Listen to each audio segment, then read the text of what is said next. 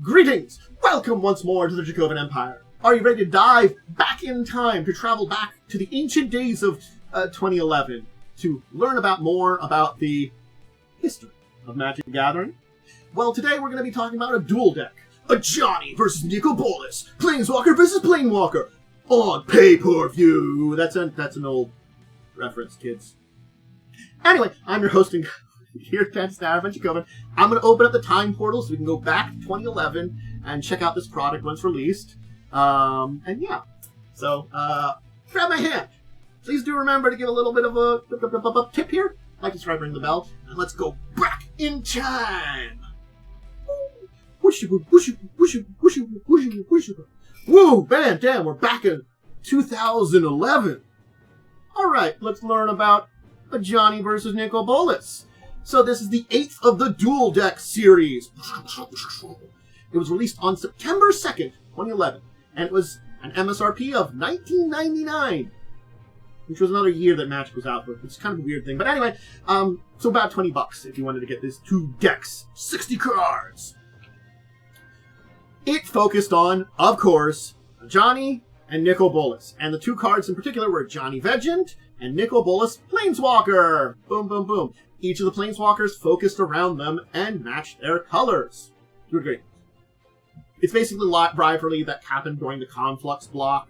If you want to learn about the entire rivalry that was caused between the two of these, yeah, this is like going back to Conflux, the Shards of Alara block. And, so Shards of Alara, Conflux and all those sets during that time. And what happened with the two of these guys, yeah, this is what happened in deck form. Here's the symbol, which was a kind of combination of Ajani's axe and the horns of Nicol Bolas. This entire thing was designed by Chris Miller and Mark Gottlieb. They both developed it also. As I said, I gave the date where it was released. It is technically focused around Alara, but is also kind of multiversal. So there was 120 cards total, 260 card themes deck, and it was Duel Deck H, DDH for the symbols, for the code on it. There's our box, if you want to go take a look at it. So this box here had our two holographic special alternate art treatments of Ajani Deck and Nicol Bolas Planeswalker. I'll talk about both these cards eventually, but just for now, know that they're there. There were 4 other cards in this box that had new art. Granted, some of this art would be used again, some of it wouldn't, but again, 4 new cards with art. What were they? There was Behemoth Sledge, the card creature gets +2/+2 lifelink and trample equipment. So that's new art there. Counter Squall, quite a name there, which is counter target non-creature spells, control loses 2 life. Deep Analysis, target player draws with 2 cards. Flashback cost, then costs life. And of course, Lightning Helix, a famous, kind of really great card from the Alara block. Deals 3 damage to a target, and you gain 3 life for 2 mana. It's Lightning Bolt and Healing Solve all in one with 1 spell. You get 2 mana for it, but two spells for the cost of 1 card. Lightning Helix. So yeah. There were also, some more things in the box. It had a learn to play guide, a strategy insert, and 2 tokens. There's one of the tokens, the Saproling. I'm not gonna lie, it seems like all the cards related to Ajani created the tokens. Nicol Bolas not a very token-friendly person, but and then there was also a Flying Griffin also in this too. So those were the 2 different tokens. Let's talk about the 2 decks. We'll start with the Ajani deck. So each of these decks, just as a little note, had the original foil, holographic one, and then they had 6. Count them 6. Or, sorry, 5. Count them 5 rares. So there's a total of 6 rares / mythics in the entire set. For each deck. 12 total. They're not getting a lot of rares / mythics, but you are getting some. Ajani here, of course, making a permanent. Doesn't untap during its growth next untap step, doing 3 damage, gaining 3 life, a Lightning Helix, or destroying all lands. Ajani's kind of mean that way, destroying lands. I'm not gonna lie. Nuke lands, Ajani. Ageless Entity is another rare. Whenever you gain life, you put that many +1/+1 counters on it. You go that way. Fire Mate Angel, a flying first strike. At the beginning of your upkeep, it's your graveyard. If it is in your graveyard or on the battlefield, you gain a life. So you just gain a life that's having a turn, and you can return to the graveyard from the battlefield for some mana. A little bit more than its casting cost. Double? And 4 more. This costs 6 more, goes to 10. Luxodon Hierarch. Enters, you gain 4 life, and you can sacrifice it to regenerate each creature you control. A big regeneration thing. Wide seer thing. And then, of course, Searing Meditation. Whenever you gain life, you can pay 2 mana and do 2 damage to target creature or player. So, you can see that this is a tri-color deck. 3 colors of Ajani's home. And it kind of is done with Titanic Ultimatum. Which is until end of turn, creatures you control gain +5/+5 first strike, lifelink, and trample. So yes, we're on Ajani's home plane, which I think was the shard that Bant, if I'm remembering correctly. Again, my memory sometimes fails me, so if I you can correct me in the comments or something, or in the down below, go ahead if I make a mistake here too. But again, all the cards in this deck really do represent Bant, Ajani being there. It's a lot of things that it feels very appropriate to a red, white, green deck. You know, it's very much of those colors.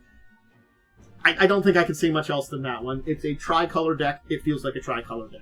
I think the only thing that I can really kind of complain about for this entire deck is the special lands aren't as good as I would like. The mana things to help out with stuff isn't as good, you know, and the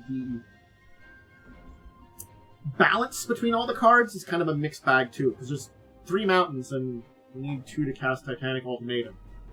Then you can search for stuff, and there are other things that do tap for red or create red mana, but yeah, not a lot in the entire deck. So just a thing to think about that too. And there's another thing that's going to be reflected when we talk about the Nicol Bolas deck, because again, it's another one where it's not as bad. There's 5 mountains in this one, but again, we do have this weird mana balance in this deck here. This is the Nicol Bolas, the original Planeswalker for it, where you can kick it up to destroy a non-creature permanent, kick it down to steal a creature, or kick him down. His big thing to deal 7 damage to a player and then discard 7 cards and sacrifice 7 permanents. It does match a lot with his Legend. That was from the Legends set in a lot of ways, so it's kind of interesting that way.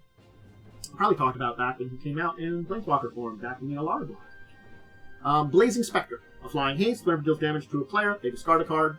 It's the red-black version of the Spectres that we've seen a bunch of here and there. Dimiri Cut Purse. Hey, it's a Dimiri. We're from Ravnica. Whenever it's combat to a player, that player discards a card and you draw a card.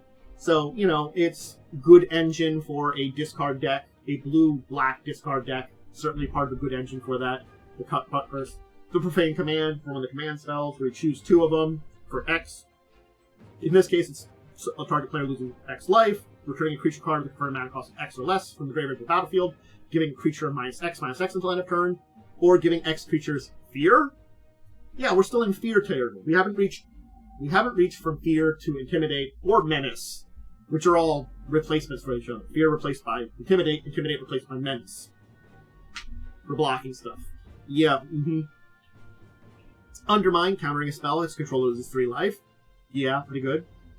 Cruel Ultimatum. Hey, another Ultimatum card. The opposite card here, too. You know, card player sacrifices a creature, discards 3 cards, loses 5 life. You get a creature card from your graveyard to your hand, draw 3 cards, gain 5 life. It's cool to use, but remember, you're getting a 4-card swing, and you have to make sure you have enough space for those 4 cards.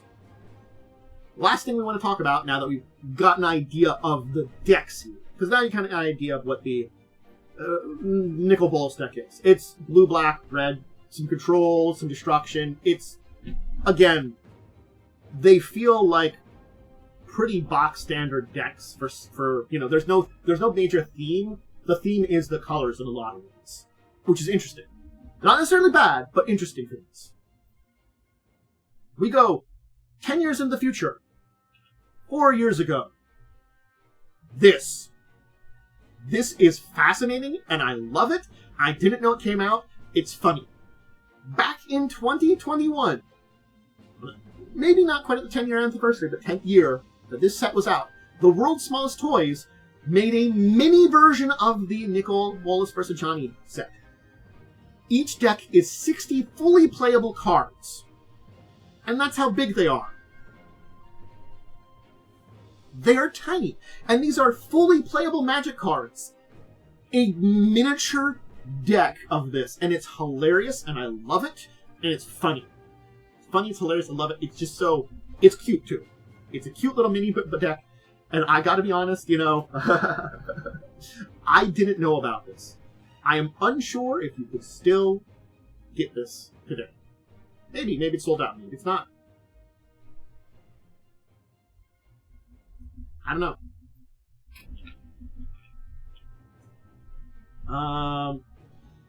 It was sold for $8.99.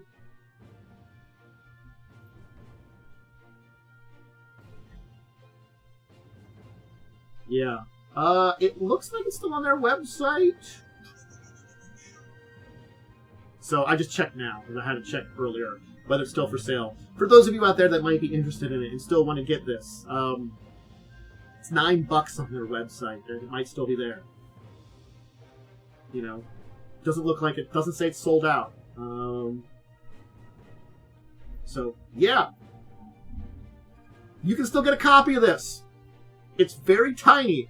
It's not standard play.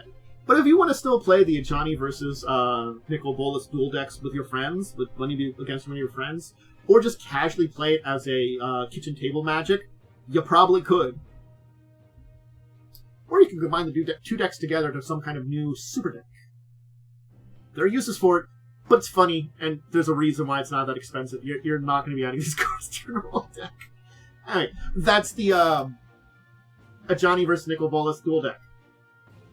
It's an interesting set of decks because, again, I feel like they both do tell the story of Ajani versus Nicol Bolas battle, and it fits with the two shards of Allura that we're kind of matched with, but also in a lot of ways, it doesn't. These decks are not bad, but they are very, as I said, kind of box standard, kind of simple for what they are. You know, it's a red, white, green deck and a blue, black, red deck.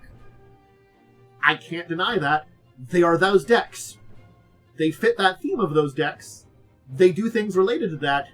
There really isn't a lot of theme other than that.